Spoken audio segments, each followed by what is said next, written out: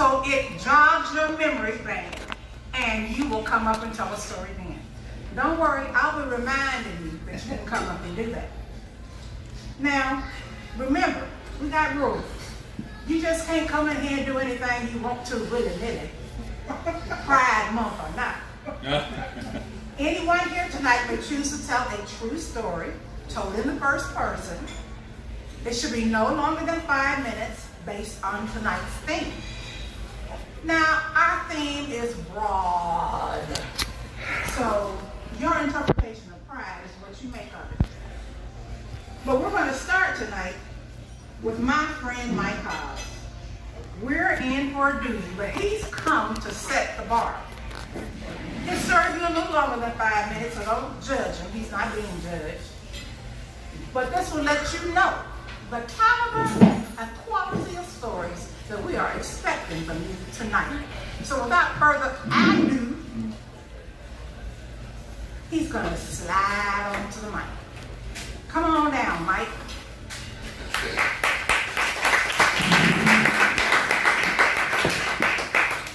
Well, that was quite an intro. I'm not sure that I'm quite up to that, but when I told Ellen about the story, I told her that this story will go a little longer than the limits because something happened to me recently. And what's the best way of saying it's something that causes you to reassess your whole life? I'm calling it an epiphany. A true epiphany. And when something like that happens, life-changing doesn't even cover it.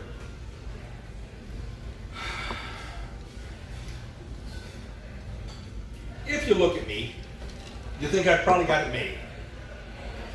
Okay? If you know, I'm white, let's be honest, stereotypes there. I'm male, okay? I'm middle-aged, sort of.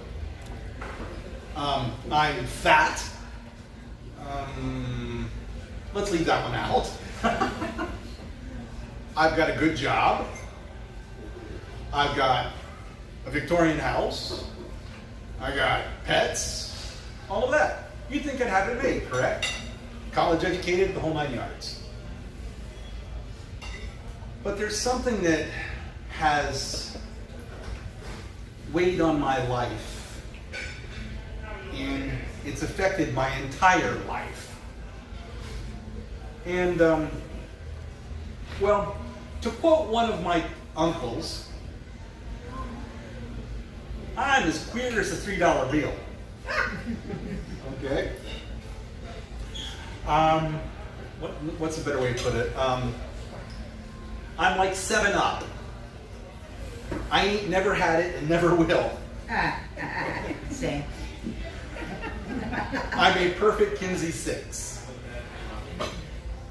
And since I left home 40 years ago now, I've tried to live my life openly and tried to be proud of who I am. And when I came out, it was hard. You know, I tried to explain to some of this stuff to millennials these days, and they're like, nah. I'm like, yeah. When I came out, the bars didn't have windows. And they didn't have windows because people drive by and shoot them out.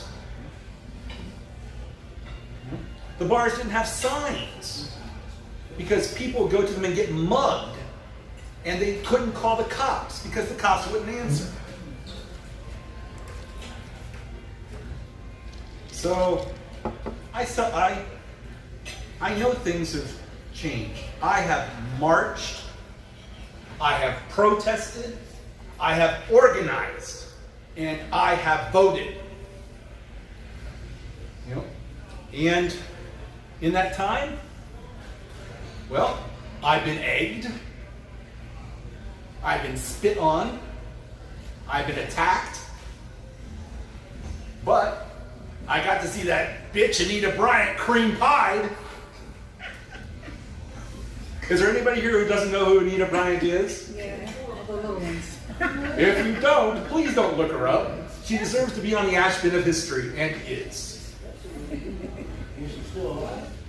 Barely, from what I understand. But her granddaughter just got married to a woman. Well, and so we've come a long way. When I start telling this, millennials say, so what? I'm like, so you've come a long way, you've done stuff. I say, try telling that to my uncle who was murdered outside a gay bar in 1974. We're still fighting. But you know what it means? I've organized. And in 2012, after 47 years, I was able to marry the man I love.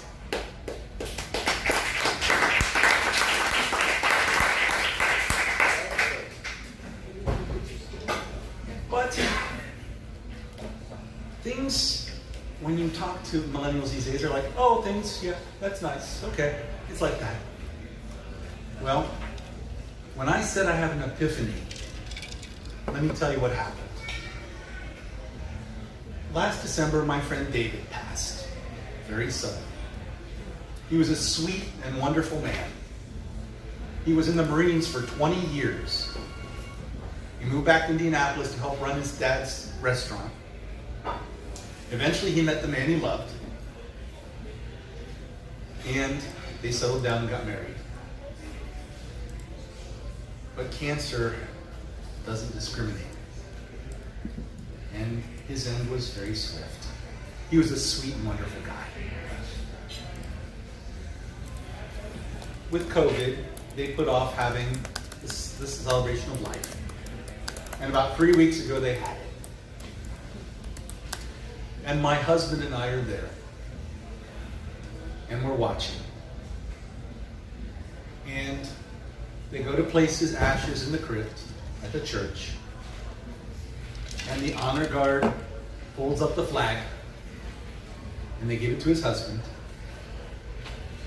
And that's when it happened. The epiphany.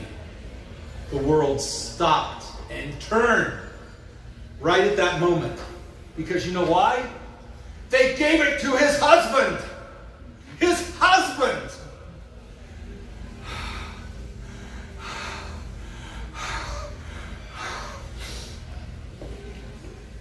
I started bawling. And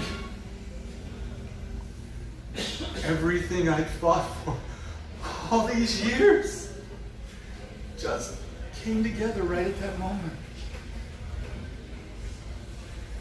And like, as I said, I was telling the story to Millennial, and they were waiting for the punchline. They're like, and? And? I'm like, what do you mean, and? Well, everything's changed, yeah, and?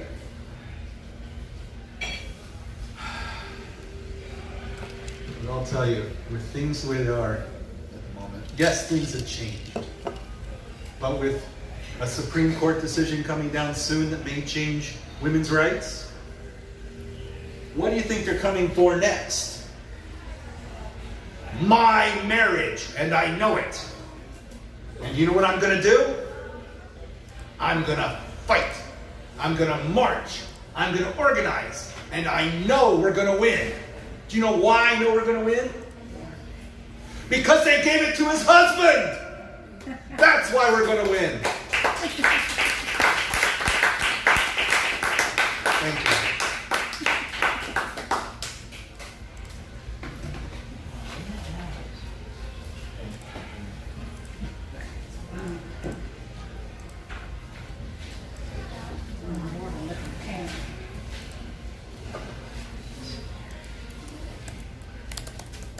Thank you very much, Mike. You gotta be radical. Thank you. Nobody gives you nothing. A lot of these stories could be told with different subjects, but we need to band together. We all need to fight, because when you take away one person's right, then yeah, they're coming for you next. Now, I got a name over there that I'm going to call next. But before that, I want to warn you about next month. We probably should have flipped it. But next month, on July 20th, we'll be back here, and our theme then is sweat. Now, this is a free event, and we're glad to see you. It's jointly produced by Storytelling Arts of Indiana and Freetown Village. And you're welcome to make an online contribution. You can text 44321 with SAI in the body of the text, and all proceeds will be split between the two organizations. Now, as you're thinking about them stories back there, I'm going to bring up our next participant, Mr. Noel Buell.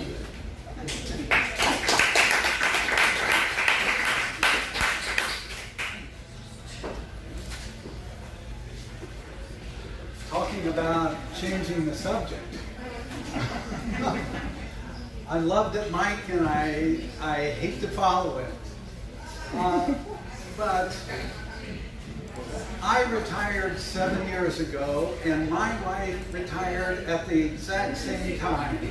And the same year my daughter graduated from graduate school, my son graduated from college.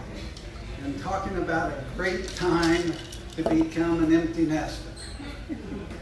Our decision was, for our present, we would buy each other bicycles. So we spent 6 months looking for bicycles, because someone told us, if you get a skinny tired bike, she gets a fat tired bike, you won't be able to ride together. If you get a handlebars that are straight across and she gets them down below, you won't be able to ride together. So we had to fight over bikes for 6 months trying to find them. And we found them. And we loved them. And we rode them all the time. And she got better than me, which didn't help my feelings anyway, because I'm slightly competitive. So we go on a number of rides, and all of a sudden, every time we go out for a ride, she takes off, and I hear a guy on the street saying, "You'll never catch her." So, I just keep following her. When we were dating, I used to tell her I'd love to follow her on a bike, just so I could look at her. This was no longer the case when we were 65. I did not want to follow her, but I did over and over again. And one spring day, we went out and back, and I almost got her, and we turned off onto a side street to get an extra half-mile ride in. And I was still 20 yards behind her. And I thought to myself, I'm catching her. I am catching her. So I put my head down. I counted every rotation. 1, 2, 3, 4, 5, 6, 7, 8, 9, 10. I'm closer. And look up. There, she's getting closer. Head down again. 1, 2, 3, 4, 5, 6, 7, 8, 9, 10. Almost to her. Look down again. 1, 2, 3, 4. Wham! Oh, God. I wake up flat on my back, helmet off of my head, and she's looking down at me. And she says, "I think you hurt that car." And she says, "I have to go knock on their door and find out what we have to do, because I think you broke the side mirror on their car." And she says, "Just stay there." Well, I'm in the middle of the street, laying flat on my back, tangled up in a bicycle in the middle of the street, and she is at their door, knocking on the door to say, "My husband hit your car, and I think he broke your side mirror." And then she turned and looked, and there was a woman walking a dog, helping me out of the street. And the woman walking the dog said, no, you didn't break the side mirror. These side mirrors just bend back. And she just bent it back. The woman came out of the house. She said, it's an old car. That scrape was already on it. Don't worry about it. So I get back on my bike, ride the half mile to home, go to the hospital, where they say, you know, they do all the things with your head, and they say, did you break the helmet, or were you wearing a helmet? And I showed them this broken helmet, and they said, we have to check you for a concussion. As it turned out, I had some scrapes, torn up finger, and nothing was hurt except my pride, because I never did catch her, and she said I screamed like a girl when I hit the car. And so with a broken helmet, we went to a bicycle shop, and she said, get him the most expensive bicycle helmet you can find. And I walked home with it. I now have an expensive bicycle helmet, and I've learned not to look down while you're riding a bicycle.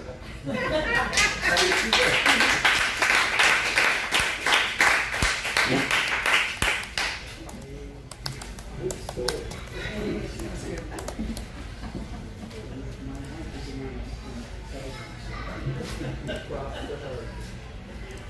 Well, that story took quite a turn.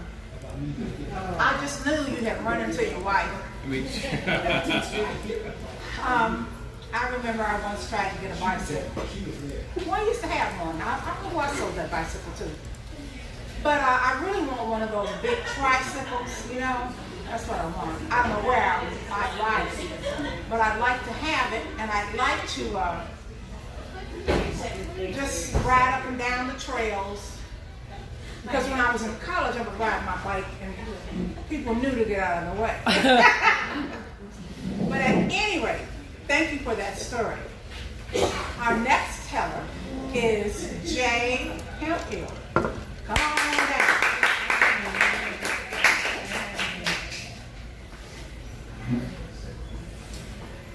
Hello, everyone. So happy to be here. Thinking about this topic today, I thought, what am I proud of? And then I thought, well, you know what? It's your first time doing this, so I'm proud of that. But looking back, and I was thinking, and things came into my head. You know, I'm a proud gay man, so I can tell you that story. And and then my dad popped into my head, and then I thought about my childhood, and I thought, you know what? I'm really proud of the truth teller I was as a child. I mean, as we grow older, the truth kind of, becomes a little bit more gray, right? But as children, we call it like we see it, And I think it started at a young age. The first story that I remember is my parents wanted to go on a parents' night out.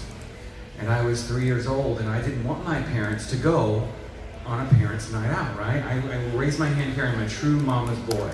If there was an apron string on her, I would probably be hanging on to it to this day. So my parents took me over to my grandmother's house, and there's my older sister and me, and so we go in, and of course I have my fit, and they try to get me preoccupied with something, as you do with children, and it just wasn't working. So my parents finally finagle a way for them to get out the door. But I'm 3 years old and I'm pretty smart. So my grandma gets us distracted. I play along with this, and she goes into the kitchen. And I figure, now's my time. I get out the screen door. I'm 3 years old, probably going on 4, pushing 4, I'm an old 3. And so I'm toddling down the street, and it just so happens that a police car has turned on to our street. And here he sees a little 3-year-old just toddling along by himself down the street. And he comes over and he pulls over, and according to my parents, he proceeded to ask me, "Hey, little guy, what's up?" And I looked him right in the eye and I said, "My mom and dad left me." So needless to say, that date didn't work out. Now this is not the day and age where we have all the bells and whistles. I'm not as youthful as I look. So people actually had to call on phones and things like that, so they didn't know what house I was, so they took me off to the police department until my parents could finally track me down and claim me. That wasn't the only time I was a truth seeker, a truth teller, calling it like I see it. my older sister and I were sitting in the living room, and my dad remarried to my stepmother, and she liked doilies and candy dishes. If there was a place to put a doily, there was a doily. If there was a doily, there was a place to put a candy dish. And you know, it was always the wedding mints. And you don't put those around children, right? Those are just, you know, they're just begging to be eaten. And so she comes walking through, we're watching cartoons, and my sister Stephanie is just going along, and she's like, what is that? She goes, candy. And she goes, no more. You're gonna ruin your dinner. That's not for right now. And so she goes out into the kitchen, and then we're watching TV, and then from the kitchen she hears cling, cling, cling, cling, cling, you know, because they're the little crystal candy dishes, and as a kid you don't realize sound travels, right? So she hears that, she comes in, she catches my sister, and she said, no, don't do that, sit on the couch. And so she sits on the couch, then she comes back through for something else, and there's my sister again, and she goes, that's it, you're going to get a spanking. This is where we are, folks. This is back in the early 80s. Spankings happen. Let's deal with it. It's our truth. And so she's like, you're going to get a spanking. And she goes, but it's not candy. And she goes, yes, it is. I see you chewing. And I said, it's a booger. Enjoy your meal, folks. So, again, I'm a truth teller.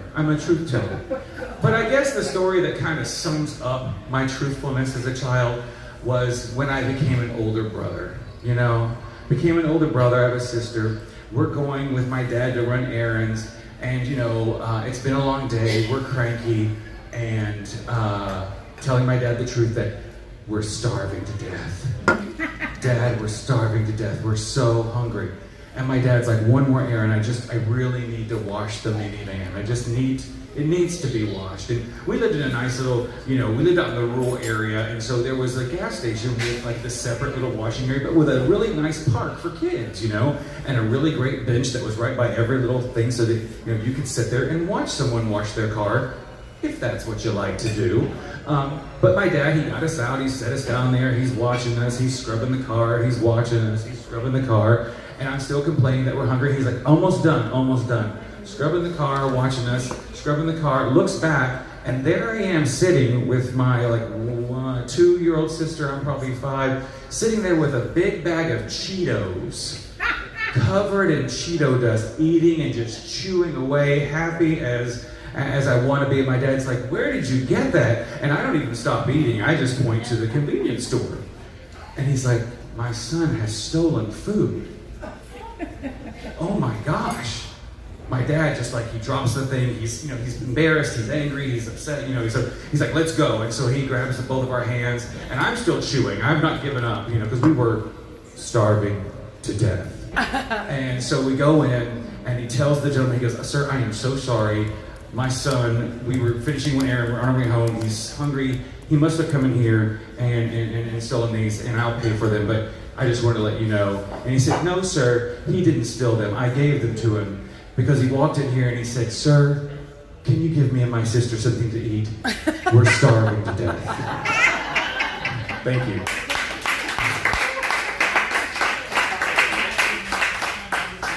That's how you do it.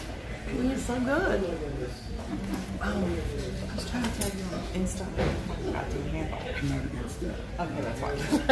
I have a typewriter. I'm on Facebook. I know your father was so proud. So proud. I remember going to Yates grocery store with a list from my mother and money, and returned from the grocery store with everything in the bag and the money as well. So she had to go back to the store and make it right. Listen, we are continuing on this theme of pride, because I'm so proud that you came out tonight. And because you came out tonight, you might win a first, second, or third place monetary prize. But right now, we got to hear some more tellers. So Leon Bates, come on down.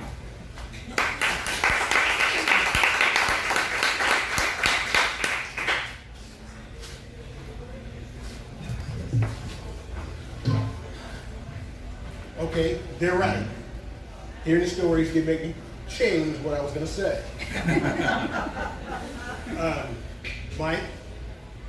Mike, kid I started school with. I've known him since he was 3 years old. It was only later, after we got out of high school, that I actually learned what being gay meant. We're still friends today. We're best friends.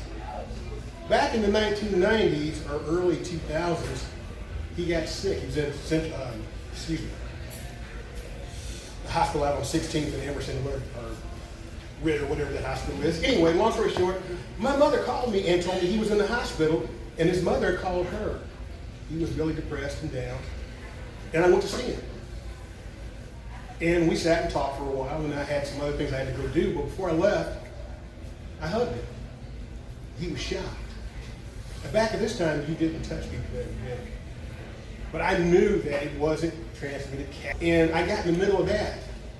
And I basically said, if you're going to pick on him, pick on me first. Now, I wasn't as big as I am now, but I was 6 feet tall. No one took us up on the challenge. So on the day you have to go to the fight, give me a call. Because my grandfather, who I'm going to talk about, had a saying I didn't learn until years after he was gone, and had the kids cover their ears.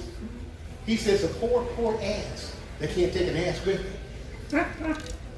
And I guess I inherited that because I've been down that road a couple times. So when that day comes, you call me, I'll go with you. Okay? I will. I mean, I'm not gay, but I damn sure will go to the fight. With that said, I want to tell you about my grandfather. I knew my grandfather. I was 13 when he died. What I did not know is who Leon Bates was. And I'm still learning who Leon Bates was. My grandfather worked for United Auto Workers Union as an organizer and an international representative. As a kid, I didn't know what any of that meant.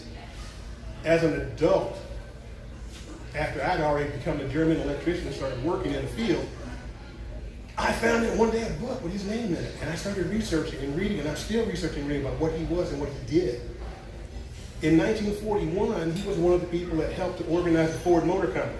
Ford Motor Company was organized as a union shop primarily because of the efforts of two men. John Conyers Sr., the father of the congressman from Detroit, Michigan, and my grandfather. I didn't know that. Had it not been for those two, Ford never would have got to that 51% of the workers. They organized the black workers and got Ford over the 51%. In 1968, when the sanitation workers in Memphis, Tennessee were protesting, my grandfather was already retired. So he and several others got in cars and drove to Memphis and helped to organize and lead that rally. So when you see those photographs with the guys carrying the big signboards saying, "I'm a man," that's my grandfather and his cronies' handiwork. They thought those stunts up.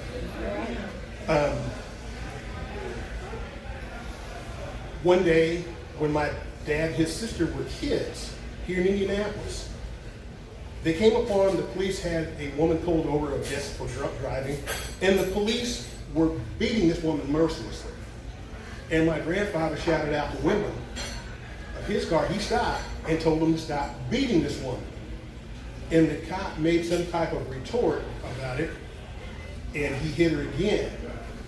And my grandfather said, "If you hit that woman one more time, you have to deal with me."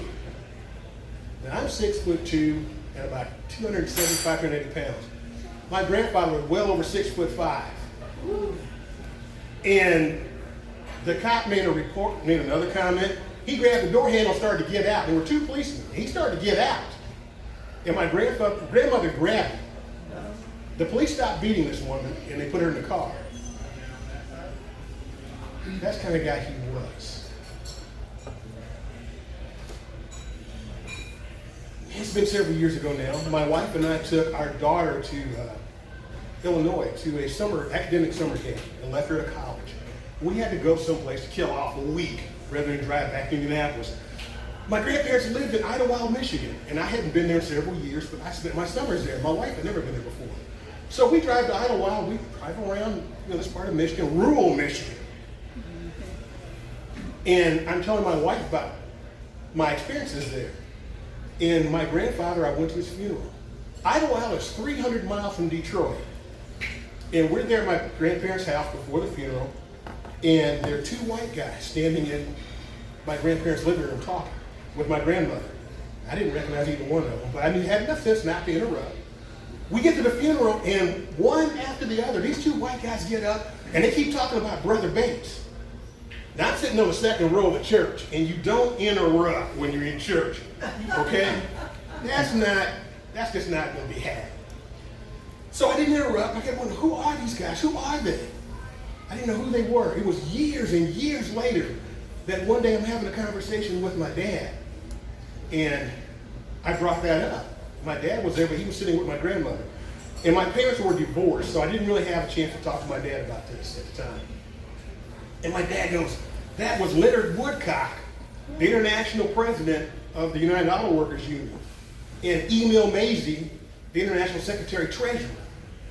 I didn't know who they were, so I had to look it up. So I'm still learning about who Leon Bates really was. And it does give you a little bit of pride to find out the things that some of your family was involved in. I mean, I had no idea that he would put himself on the line as many times as he did. Like I said, at over 6'5", you're out on a picket line, there's nowhere for you to hide. Everybody knows you're out there. He stood out like a sore thumb. So I can't say more it's pride, but there's something I'm still dealing with in my head. How in the world did my grandmother deal with this? From 1941, when he left Briggs Manufacturing in Detroit and joined the UAW, to always be in the middle of a conflict until he retired in 1964. How did that woman deal with that? And they never talked about it when we were kids. I had to learn all this as an adult. And I'm still meeting people today that tell me about it. And back to this, my daughter's trip, we went to Idlewild. I went back to the house where my grandparents lived and knocked on the door and asked if they might walk into the front yard because they lived on a lake. But I didn't want to just go wander through the yard. I should at least tell people I'm out there. And I knocked on this door, and the people shouted, "Come in." And I knocked again to make sure they understood there's some stranger at the door. And I went in, introduced myself, and before I could shut up when I said my name was Leon Bates, "Oh, I knew your father," on. And I had to go, time out. That was my grandmother and grandfather. "Oh, okay, well, we knew them, and your grandmother, and this, and my grandfather, that." But one thing I noticed, and you can ask my wife, she was there with us and witnessed this. Once I got them to stop talking, I went out to the car to get her, because she's really shy, and get her in the house, they start telling me about my grandparents. And one thing I noticed, every time they talked about my grandfather, there'd be a slight smile, pleasant look on their face when they said Mr. Bates. And then they would say, Ann. Ann was their friend. Ann was their running buddy. Mr. Bates was the man that they knew. And I'm thinking, and I told my wife when it was over, I said, what kind of a guy has been dead 35 years and people are still calling him Mr. Bates? I'm still getting my arms around that. Thank you.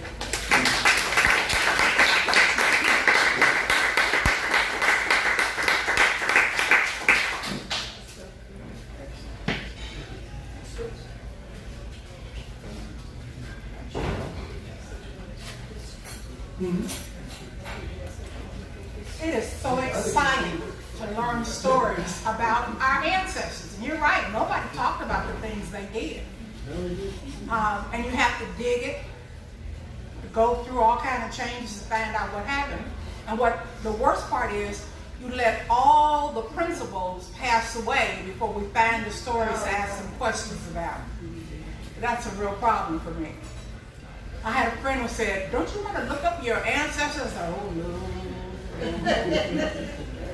I don't want to go to jail, and I don't want to send nobody else to jail." At any rate, I felt just as proud as you did listening to that story. Because, my dad he was a construction worker, and he was a bricklayer. and he would go to Michigan to build cottages on Paw Paw Lake. Almost drowned in Paw Paw Lake. But that's a story for another time. At any rate, our next teller is Sears. Come on down. Okay.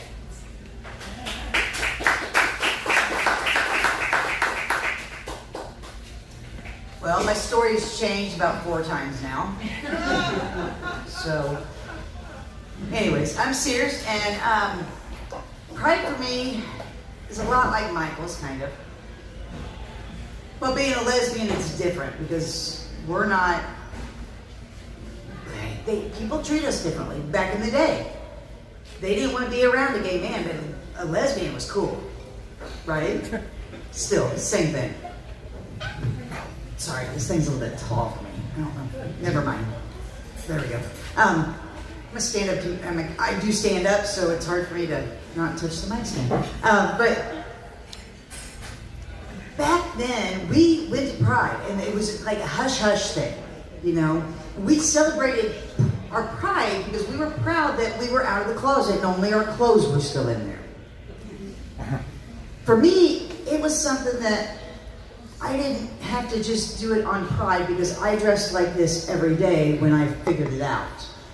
I had somebody at a gas station once tell me, "You look like you just came from Pride." And I'm like, "No, I'm just coming back from somewhere, you know? This is how I look every day. I've been proud ever since I came out." And it's sad because we had to hide, and it would only be this one day that people could actually celebrate who they were. And it's kind of sad, but how many of you guys went to Pride this year? Okay. How many of those people are straight, cisgender? Okay. Thank you. Well, I mean, or what-ish, I don't know. I mean, you know, and whatever, I don't care. But the point is, my friends text me and were like, "Are you downtown?" And I'm like, "I'll be there soon." I didn't even go to the parade. I mean, it's so different for me now. It's so commercialized, which is great. We wanted to be included, and we are. So, you know, it depends on, man, it's that give and take. The gay bars are not gay bars, they're bars. Gay marriage is just marriage. You know, we wanted inclusivity. We wanted inclusivity, and we got it. And all my friends are down at Gay Pride, and I'm just kind of like, it's a different feeling for me now.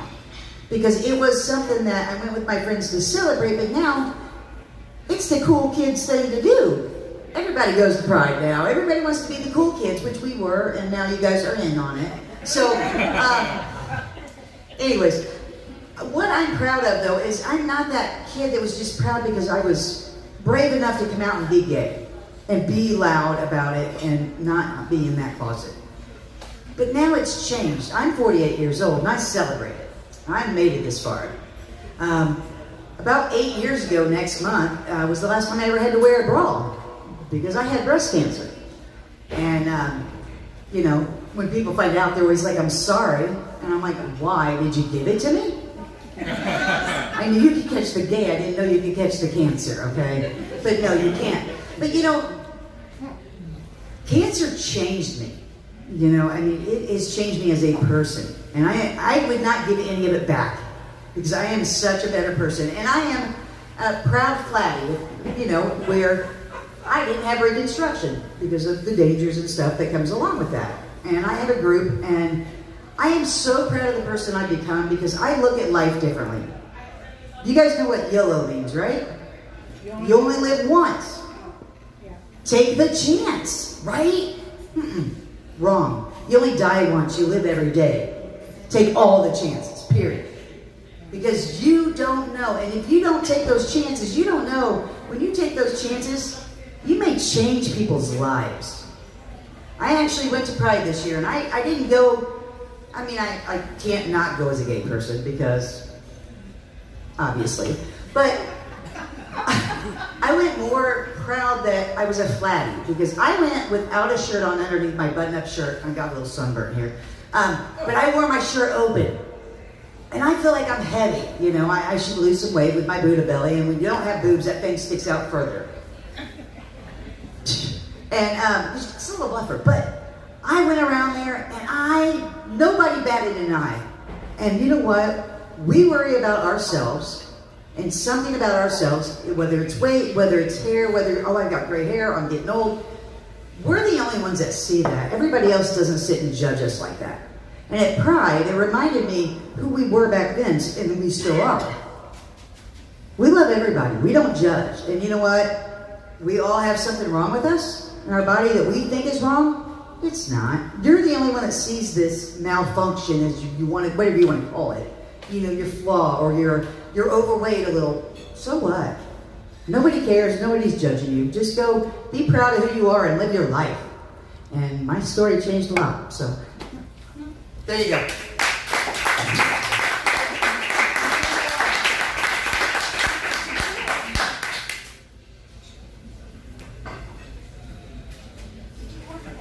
Yes. Okay. We rescued it. Are you coming back over here? Give me a blasted mic. Oh, I have that effect. Just kidding. I have an effect. Hi, everybody, and I haven't had a glass of wine yet, okay? Listen, I know some of these stories have made you think about another story. I know there are a bunch of people sitting back there thinking, well, I could tell them about, or I could tell them about. So who are you? Do you want to tell? You don't even have to fill out a slip of paper. Now, I will bypass that little, what do you call it? Necessity. So you can come straight to the mic. Now, there are things I regret. Like I know a lot of homophobic people. And I think they're just crazy, you know, like, so who else don't you like, you know?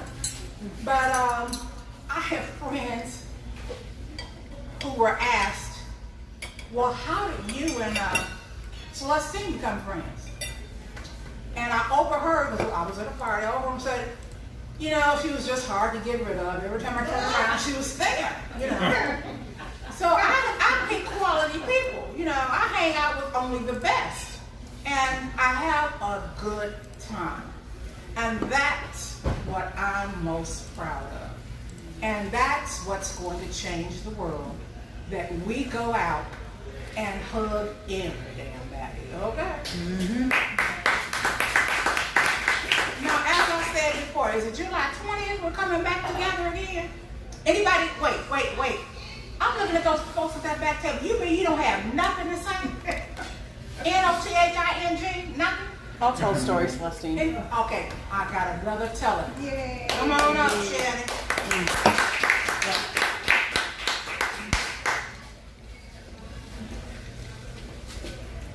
Hello.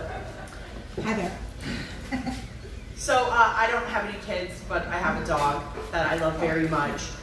I'm not one of these ladies that calls her dog a child, or like calls herself a dog mom publicly, but privately she's my baby and I would die for her. Her name is Matt Damon. She's a girl. Someone gave her to me. I didn't want her at the time. Her name was Micah or Mika, and I was like, I didn't want her, and she was like pooping around the house, and I was yelling, Micah, Mika, we have to change your name if I'm going to keep you. And of course I kept her, and I changed her name on Oscar night.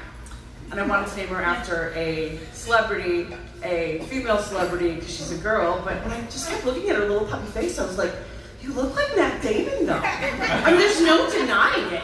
And I was living with my sister at the time, and she came home, and I was like, what do you think if I called her Matt Damon? And she's like, have you been drinking? And I'm like, yes.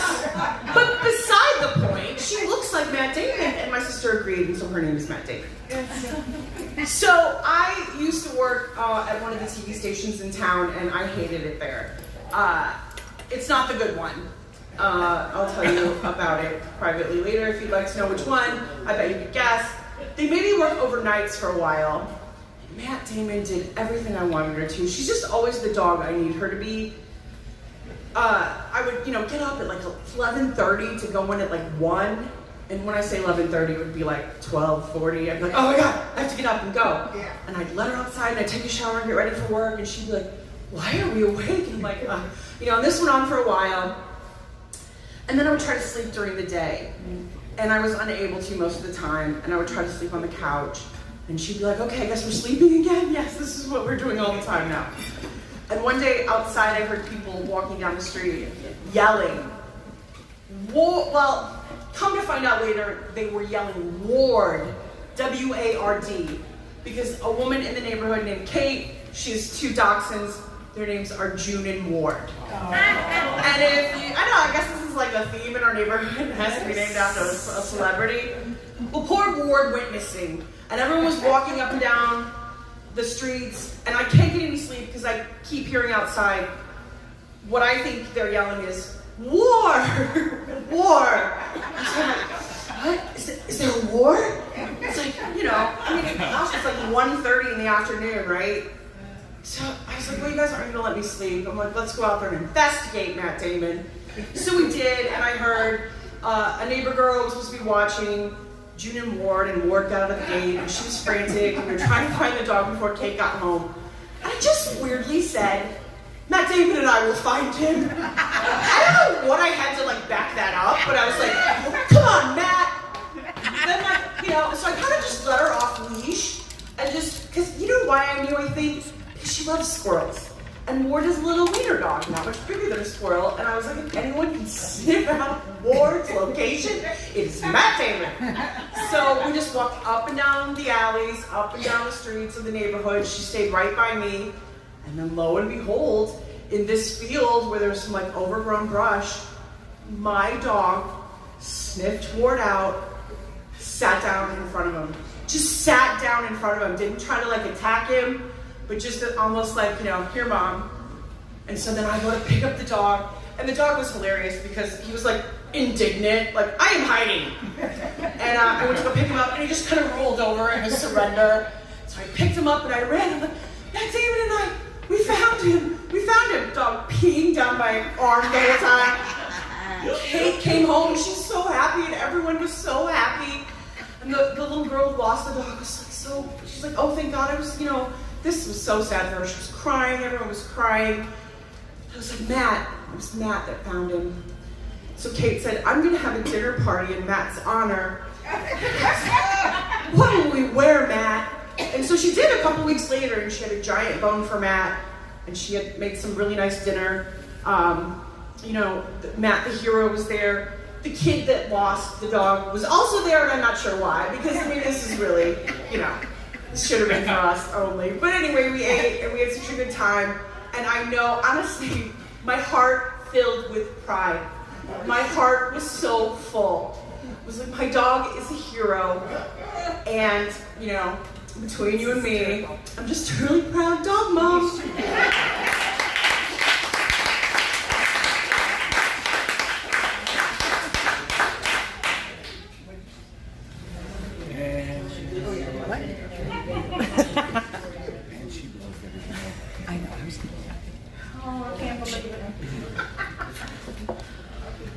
Matt Damon.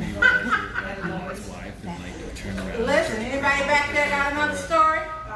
Come on down. Yeah. Just have to be brave enough to go do it. That's a great story. Yeah.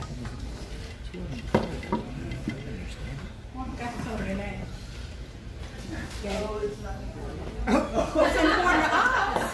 Wait until after I tell the story, and then we'll know whether I should reveal my name or not. But I'm saying that the story goes, I don't have a story. Until you came up with a dog story. So until you came up with a dog story, I too have a dog. His name is Samir. It's Arabic for faithful friend. And he is indeed that. And he's now 12 years old. We call him Sammy. So several years ago, I was living in a condominium. And they're separated from I was the last unit before a private residence. And there was one of those really old probably 100-year-old farm fence that had the spaces like this between my space and the next door neighbor. So one day, Sammy got out. And I go, usually I can go out. Here's Sammy, give a treat, and he comes running. No Sammy. So I start looking for Sammy. And I'm looking all the nearby places, you know, the usual place. He didn't show up. So I have friends who love Sandy probably more than me, so they came out to help hunt for Sammy. A friend had a golf cart, so he can take me farther afield. And we're going behind all the units where I can't go easily. I had been out with the car and I hadn't found him. We go to the golf cart all around, hadn't found him. So I thought, okay, I'm gonna go on the other side of that fence. So I have to go back out to the main drag, come back and drive into his private property. It's a very long drive. And I look, no Sammy. Well, by this time, he's been gone like an hour. And I, like your child is missing. I am absolutely frantic. Where else can I go? So I go back and sit in the house and tear and worry and spread. And about 2 hours later, I get a phone call.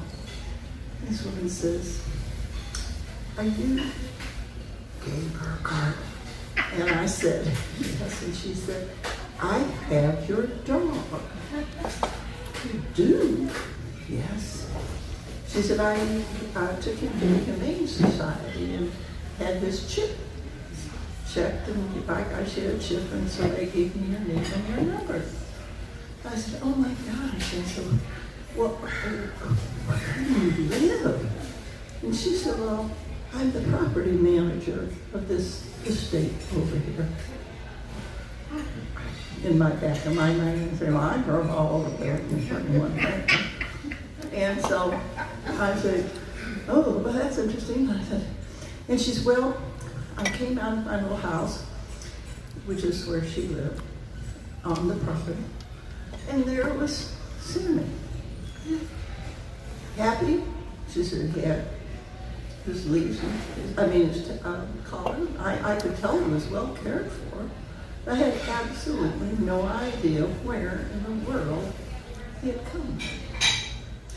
But she said my nephew was having a birthday party. So I took him with me to my nephew's birthday party, which was over at Rockville Park at the water park.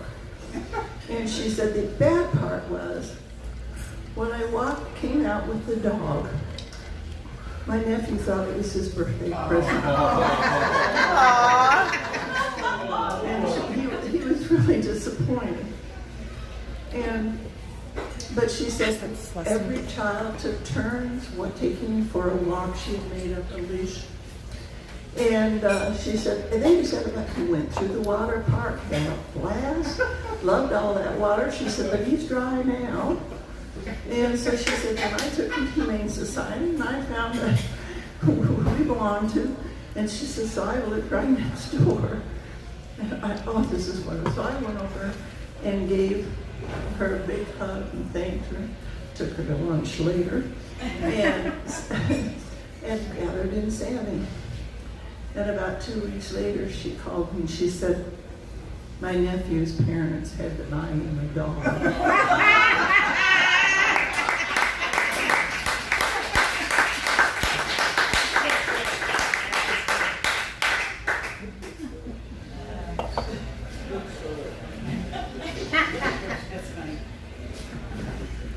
That's what he gets for being so adorable. There's still time. It's daylight out there. It's not like I'm going out bike riding. If anybody wants to come and tell another story now, speak now. Forever hold your peace. Anybody? Going once. Going twice. Well, I want you to know, I think that's for a reason. I have these yellow forms But if you have not completed one, would you do so for us so you're on our mailing list and we let you know about all the fun, exciting things we're going to be doing this summer, including the next topic, sweat. You need to tell about your mentoring program for the young lady who was here last time, but she doesn't want to tell this time because I think she'd be good at it. My mentoring story? Your mentoring program that we're having. Okay, you know I left my phone over there, right? That's all right. I'll feed you the info. Starting in August, we're looking for people of color in particular, any color you want to be, to come and join us as we sponsor a series of workshops 3 Saturdays in August to teach you the fine art of storytelling or lying with a straight face. So if you are interested, check out our website or go on, because I saw it on Facebook today. Yeah. And check out our mentoring program and just sign up. I don't even think I'd make you buy me a glass of wine. I think we'll let you come on in free. You know what I'm saying? So if you're interested in that, and I heard they don't want no old people in this program. I'm old as dirt, I don't understand. But if you know somebody youthfully old, we might consider it. But we are really trying to build our storytelling professionals in the city, in the state. So come on down, there'll be the 3 Saturdays in August. That's all I know. What did I leave out? Where's it going to be? It will be at the Indiana Historical Society. Yeah, well, the river says History Center, it's out Brown Valley. Yeah. So, you want to tell a story? Yeah, sure. All right,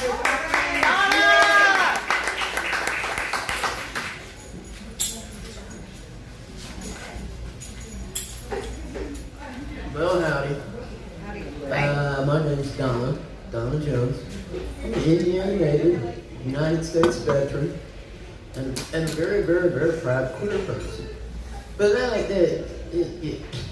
It's, you know, that whole thing, it's like this much of who any of us are is our sexual identification. Because we're all so much more than that. I'm a very proud and happy black person. Would not want to be anything else. I have this hair. I am very black, nappy, and happy about it. I have a broad spectrum of people that I care about. That includes people from all sorts of walks of life. They are older than me. They are younger than me. They're taller than me. They're shorter than me. They're white. They're Hispanic. They're Asian. They are good people. I am proud that I know good people. I am happy that I know good people. I am happy to know and proud to know that the people who are the most important to me are also the people that I can call on at just about any time. And they'll be there because they love me and I love them. That's something to be proud of. If you can establish quality relationships throughout your life, you know, that and getting up to the bathroom in the morning under my own power, those are the things that make me proud and happy. So that's about all I was going to say as far as the story. It's not even a story. It's just, you know, random thoughts that I've had while I've been sitting here enjoying my turkey burger and listening to everybody else. So that's it.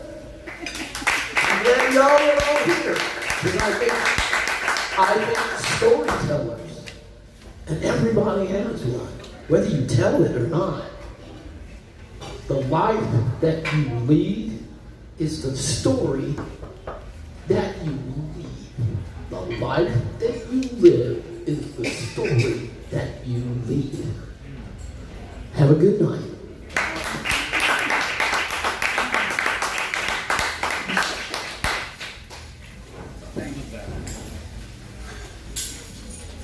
She's told some stories before that one person is. Okay, this is the last call for another story.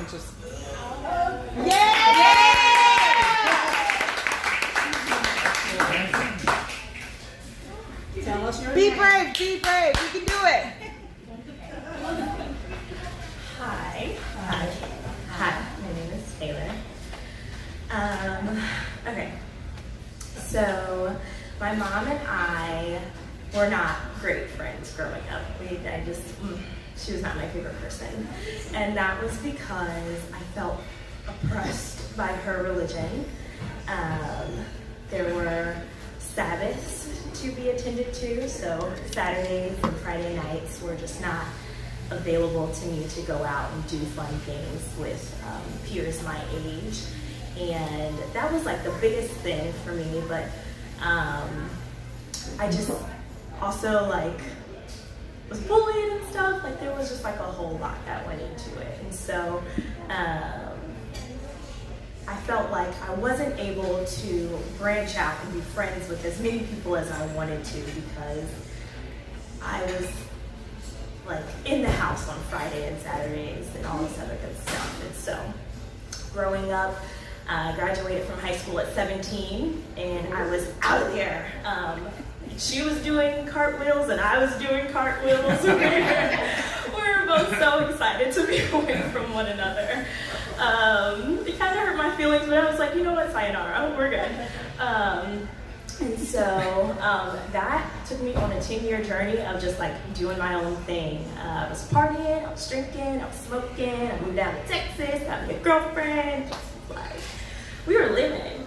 And then it all just crashed and burned, like in my face, in my hands, on the ground, and I don't know, it was in ashes. And so I had to move back home. And moving back home was humbling. Speaking of pride, it was humbling. But we made it, and I got myself an apartment, and I moved out, and then I was terrified. Because one thing I didn't tell you about my mom is that she's disabled. So she has epilepsy, and so she lives with my grandparents, and I've always lived with my mom and my grandparents in our house growing up. It's always been the four of us. And so one of the biggest problems was my mom was disabled, my grandparents were retired. I didn't know what it looked like to be an adult and go to work every day and come home and like do this like life thing. Everyone was home all the time. And so that was another one of my biggest issues with my mom. It was just like, you live with our grandparents, they take care of you, they take care of me. When do you take care of yourself? How do you do this? And so when I came back to Christianity, oh boy, did I lose it? Yeah, I lose it. When I came back to Christianity, flashback to the last time I told a story. When I came back to Christianity, what happened? You had to wear long dresses and no makeup. Yes, I mean, no, well, shorts, right? So when I came back, the only person that I had as an example of what it was like was my mom. And so I started wearing long dresses and no makeup. And there was a part of me that was like, this is my example, but the 17-year-old still didn't get along with her, still didn't like her, still was bumping up against like, okay, this is all I know what to do, but I also don't like you, I don't know what we're doing here. And so,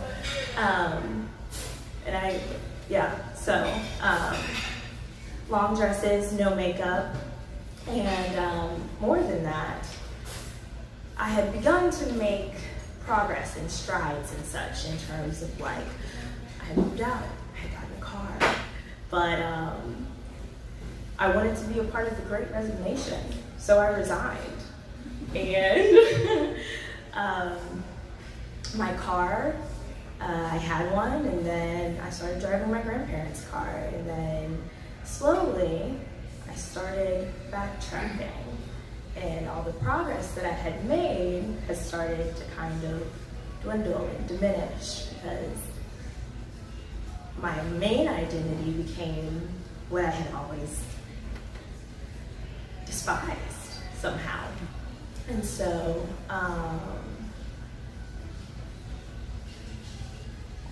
yeah, my main identity became something that I had always despised. And so we are back kind of where we started. And the thing that is interesting to me is that pride comes before fall is where it hits home for me. But I will say, not super proud of being back home, but we're here.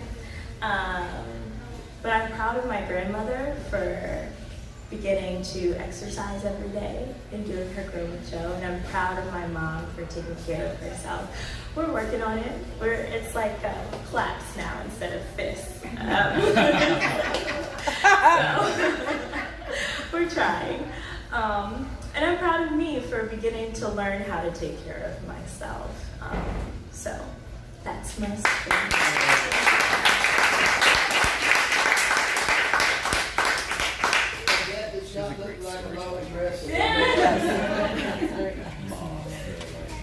Yeah.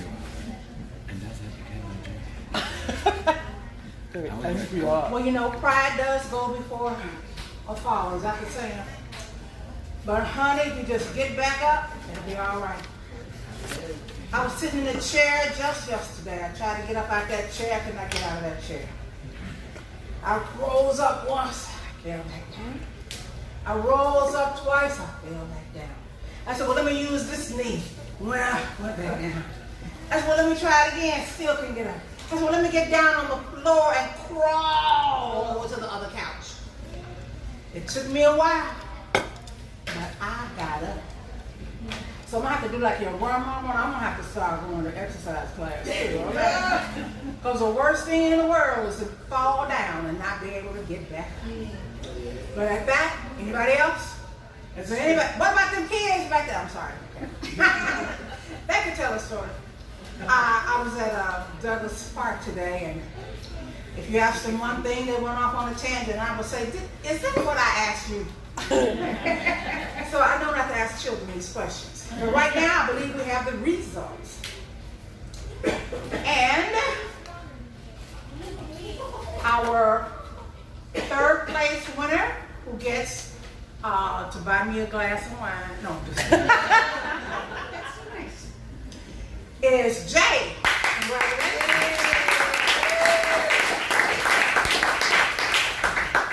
Our second place winner is Shannon.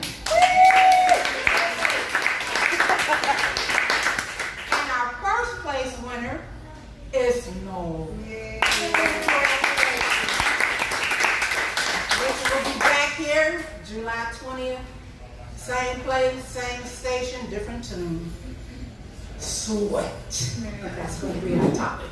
Thanks for joining us. I'm going to go back and finish my wine.